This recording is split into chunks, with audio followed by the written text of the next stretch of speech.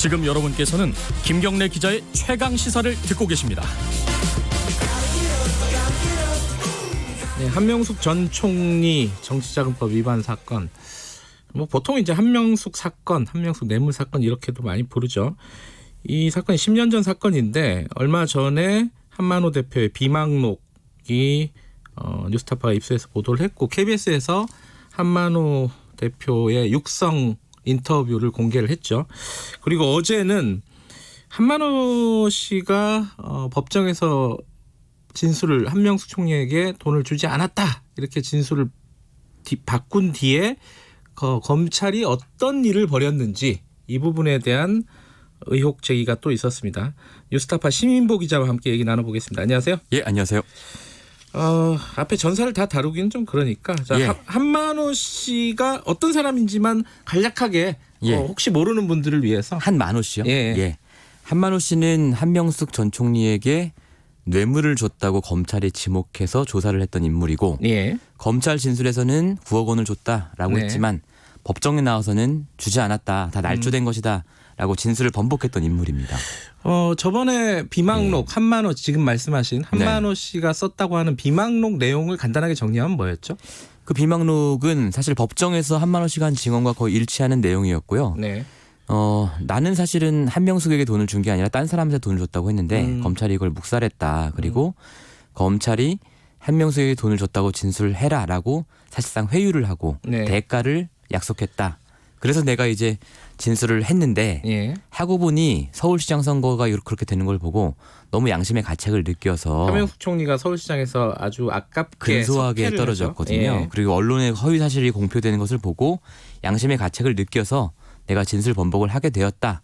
뭐 이런 내용들이 비망록에 적혀 있죠. 그 비망록이 공개가 되고 나서 예. 그 뉴스타파가 보도를 하고 나서 네.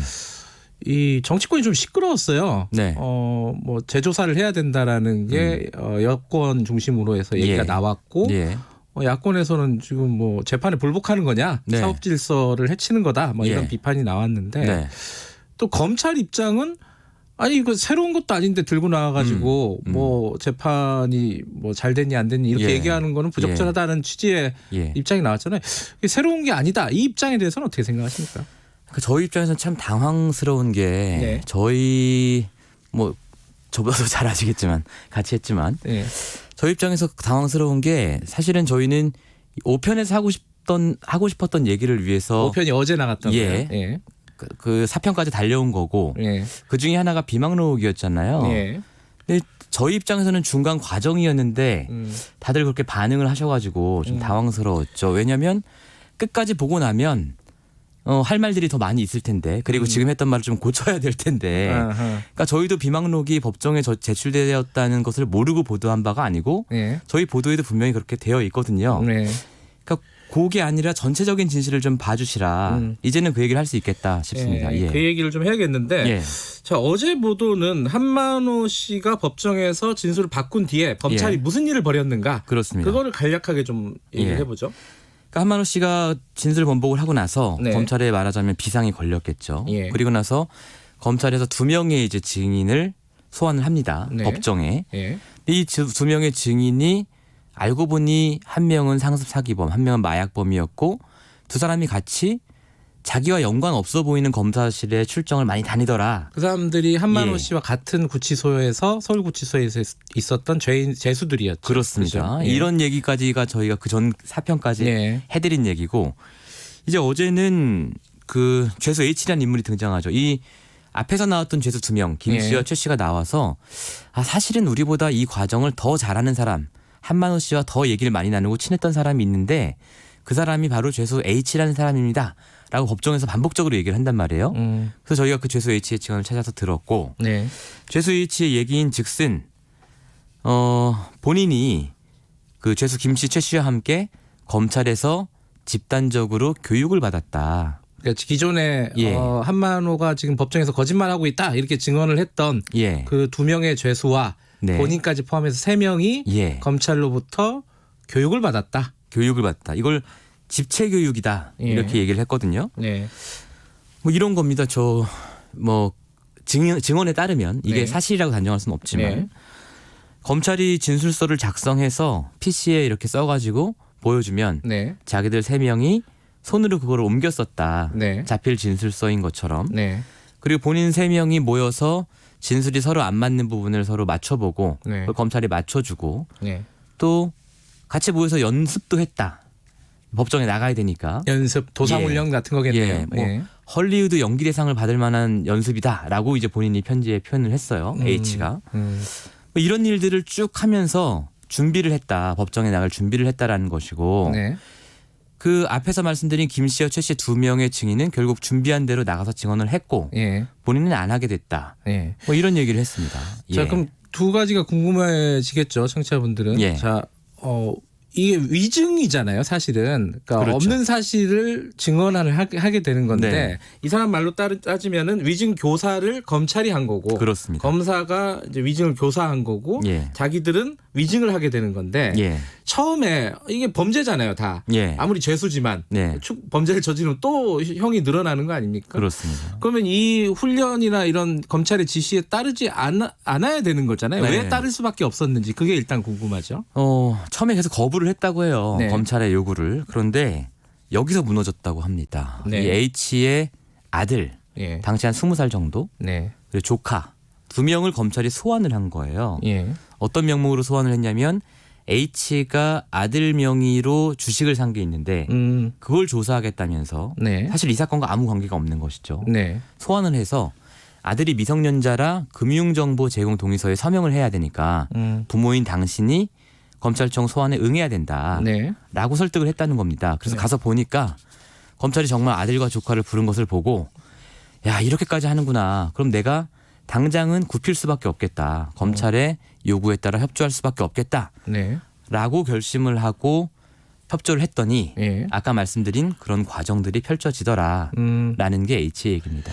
예. 그러니까 아들 조카를 불러서 네. 일종의 검찰이 협박을 했다. 네. 이게 이제 H의 주장인 그렇습니다. 거고 그것 예. 때문에 어쩔 수 없이 협조하게 됐다. 예. 자, 그건 알겠고 그러면은 나중에 왜 증언에 본인은 안 서고 나머지 2명은 증언을 했는데 그러니까 이 과정이 굉장히 재미있습니다. 네. 이제 세 사람이 준비를 쫙 했잖아요. 네. 이렇게 얘기를 해요. 처음에 김 씨가 나가서 증언을 하고 뭔가 저쪽에서 반박이 있으면 변호인 네. 쪽에 반박이 있으면 그 모자라는 부분을 그 다음 주자인 최 씨. 네. 그리고 또 반박이 있으면 모자라는 부분은 그 다음 주자인 자기 예. H 예. 이렇게 하기로 했다라고 했던 거예요. 근데 2명이 나가고 나서 H 차례가 되니까 H가 내가 이번에 법정에 증인으로 나가면 나는 당신들이 했던 모든 일을 까발리겠다. 지금 얘기했던 이 그런- 과정들, 예. 직제교육의 과정들을 까발리겠다라고 얘기를 했다는 거예요. 법정에서 예. 예. 본인의 주장입니다. 예. 그러니까 이제 검찰이 놀라서 뭐 다시 이제 오라고 설득도 하고 네. 했는데 이때 이 사람이 막 출정 거부를 한 기록들이 나오죠. 네.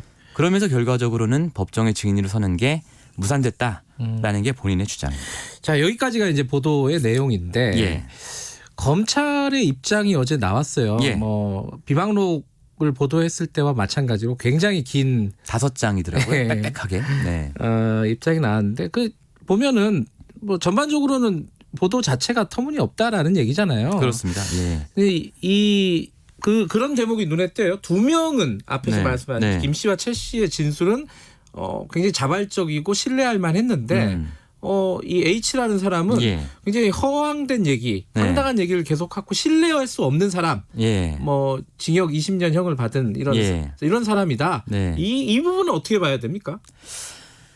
그러니까 이제 증인 김 씨와 최 씨는 신뢰할 수 있었고 네. H는 신뢰할 수 없었다. 네, 뭐 그럴 수 있죠 검찰 입장에서. 네. 그런데 김 씨와 최 씨의 증언 역시 예. 사실은 저희가 취재를 해보니까 네, 여러 가지 객관적인 정황과 많이 다른 부분이 있어요. 네, 뭐 예를 들어서 김 씨 같은 경우는 일산에서 건설업을 하다가 한만호 씨를 알게 되었고, 감옥에 오기 전부터 알고 감옥에 있었고. 오기 전부터 알게 됐고, 예, 감옥에서 만나자마자 한만호 씨가 뇌물을 줬다 내가 한명숙한테 네. 이 얘기를 하면서 상담을 했다는 거 아닙니까? 네, 저희가 김 씨의 과거 행적을 추적을 해보니까 네, 김 씨 같은 경우는 웨딩카를 하던 사람이었어요. 예, 신혼부부들 공항까지 태워다주는 네, 그런 일을 하다가 공연기획사를 해보겠다가 잘못돼가지고 남의 네. 돈까지 몇 억 날리고 이랬던 사람인데 건설업과는 전혀 관계가 없는 사람이었다는 게 주변 지인들의 증언이거든요. 네. 그런데 이 주장은 검찰이 신뢰를 하고 H 주장은 신뢰를 하지 못하겠다?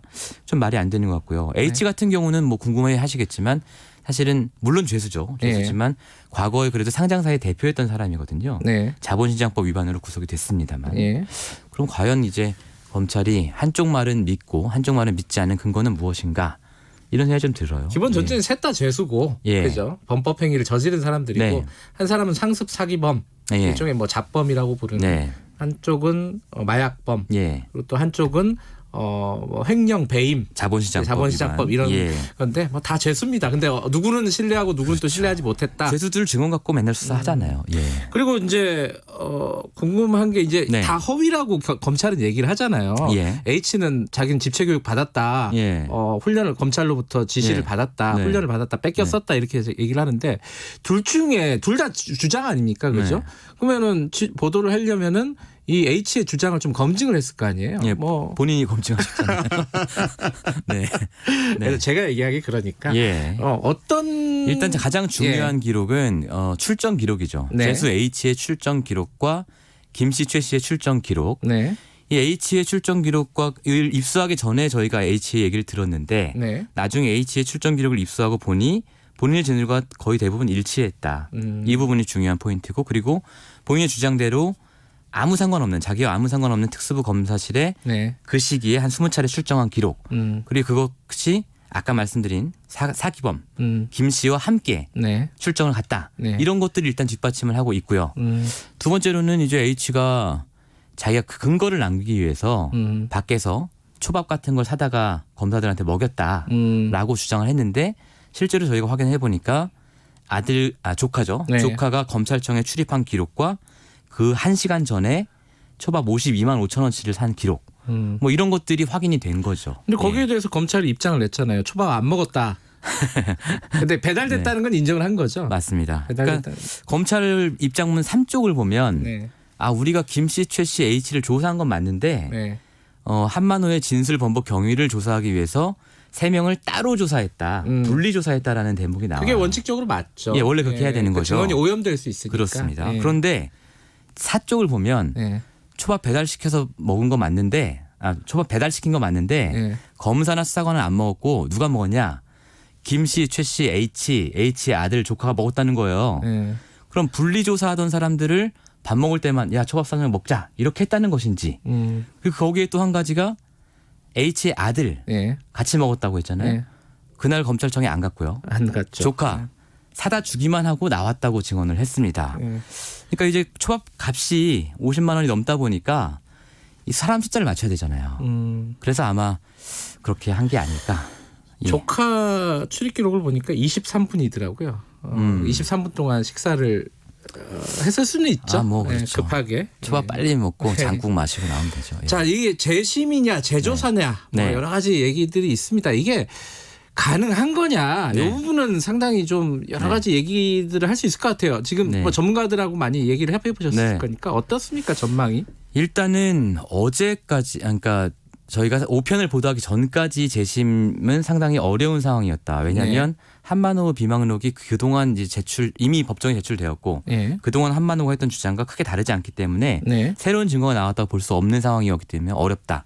그러나 어제 5편 보도의 내용이 사실이라면 네. 법정에서 위증이 일어난 것이기 때문에 네. 이것은 재심 청구 사유가 된다라는 네. 게 전문가들의 얘기고요. 물론 재심 청구 사유가 된다는 것인지 받아들여진다까지는 네. 뭐 얘기할 수 없어요. 뭐 그런 상황입니다. 그러니까 이 위증이나 위증 교사 이 예. 부분에 대한 수사들이 먼저 이루어져야지 그렇죠. 그 다음에 뭐 재심이든 뭐든 간에 뭐 그렇습니다. 가는 거죠. 보니까 법적으로 따져보니까 위증 교사가 이제 모해 위증 교사 남을 해하려고 네. 위증 교사를 하는 경우에는 10년이더라고요. 예, 공소시효가요. 공소시효가. 예. 그러니까 아직 남아 있습니다. 아직은 조금 남아 있습니다. 10년 그 기점으로 보면은 한 내년 정도까지? 중반까지? 예, 내년 중반까지요. 근데 이게 검찰 위증 교사를 예. 혐의잖아요. 혐의 예. 이제 의혹인데 이걸 검찰이 수사할 수 있을까? 이게 또 의문 아닙니까? 우리가 그동안 검찰의 의혹을 검찰이 수사해서 이상한 결과가 나오는 걸 너무나 많이 봤기 때문에요. 네.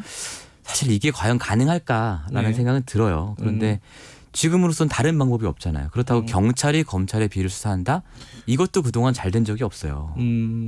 그렇기 때문에 공수처 얘기를 할 수밖에 없지만 네. 공수처 출범하려면 또 아직 너무 많은 시간이 남아있고 이게 참 어렵습니다. 그래서 저는 일단 법무부 감찰 정도로 시작하는 게 어떨까라고 생각하고 있습니다. 알겠습니다. 여기까지 듣죠. 고맙습니다. 예, 감사합니다. 뉴스타파 시민보 기자였습니다. 김경래